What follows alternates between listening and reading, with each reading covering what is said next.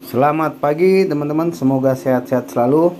Kita mau sharing ini bagaimana cara menggunakan Ozone Oscillator. Kita di saat ini saya mau kasih share di pairnya BTC ya, USD, time frame-nya D1 atau per hari ya time frame-nya ya. Ini Bitcoin USD. Nah, ini kita lihat ini sudah terjadi sih teman-teman ya. Ini saya cara menggunakannya aja ya, Ozone Oscillator.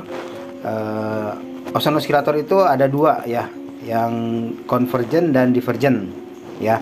Kalau yang convergent itu dia penerusan arah ya, itu pertanda penerusan arah. Kalau saya jarang pakai ya, yang saya sering pakai itu yang divergent. Kalau divergent itu pertanda reversal dia atau pembalikan arah ya. Jadi mungkin saat dia naik ke atas, dia kapan dia akan balik ke arah ke bawah, atau sebaliknya saat dia turun ya bearish, kapan di titik mana kita akan ambil buy untuk dia akan naik ke atas ya. Jadi itu pertanda akan terjadi titik reversal atau pembalikan arah.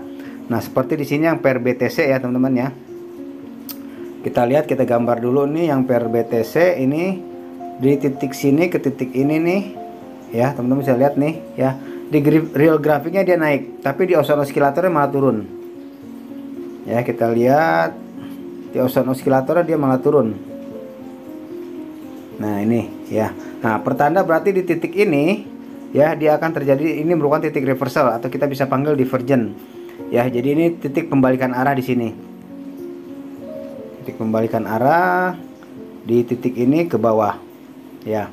Ini seperti ini. Nah, ini ya, bawah. Satu juga nih, ada lagi nih.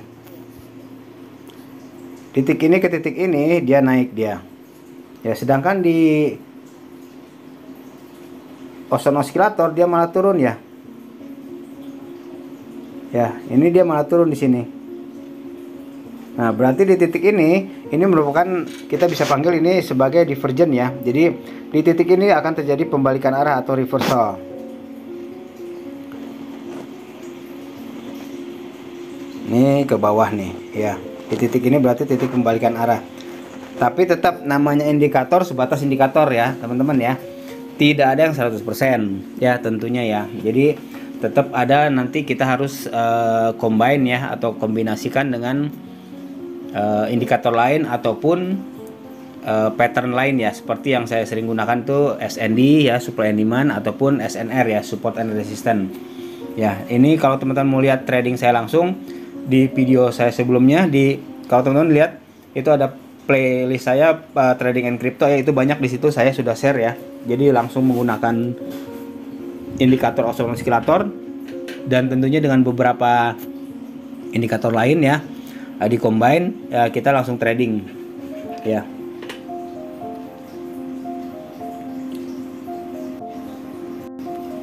Nah, ini coba saya perbesar dulu nih. Nah, ini kita bisa, saat kita trading teman-teman, kita bisa lihat tetap support and resistennya juga ya, di mana dia terjadi akan ada support, resisten, ataupun area supply demandnya. Jadi tidak akan berdiri sendiri Ozone Oscillator itu ya. Jadi dan tetap namanya indikator tidak ada yang 100% ya. Tetap kita harus gunakan stop loss nanti ya pada saat trading, karena bisa saja dia tidak sesuai ya, ada aja mungkin ya. Tapi memang kalau saya lihat berapa kali ini, kalau Ozone Oscillator itu kalau kita combine dengan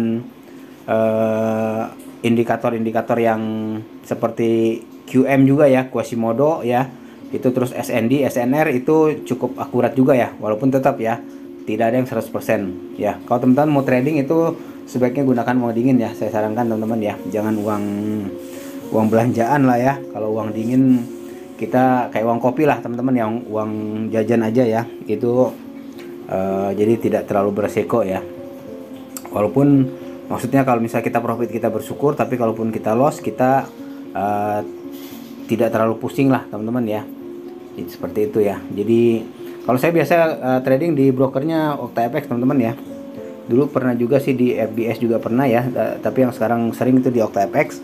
Kalau di OctaFX itu kita ya memang spreadnya rendah ya teman-teman ya. Terus kemudian kalau kita deposit itu minimum depositnya rendah juga ya, 400.000 ya. Itu sekitar, kalau kurs 15 ribuan sekitar 27 US dollar lah ya, sekitar segitu ya, plus minus ya. Dan kalau misalnya sudah kita deposit, kita bisa ikut trading. Nah, kita ikut trading itu minimum sisa deposit kita itu 10 US dollar ya. Kalau di OctaFX, jadi kalau kurang dari 10 kita nggak bisa ikut trading ya. Tapi kalau masih di atas 10 US dollar kita masih bisa ikut trading ya, untuk ambil satu pair ini apa, pair entah mungkin kripto ataupun forex ya, metal juga ada ya teman-teman ya. Jadi seperti itu ya. Nah kalau teman-teman mau bergabung di OctaFX sih di bawah ada linknya ya. Itu kalau misalnya seandainya teman-teman belum punya broker ya, kita bisa gabung, di bawah ada linknya, tinggal klik, tinggal teman-teman daftarkan atau buat akun di situ. Ya, oke teman-teman, mungkin itu sharingnya aja ya.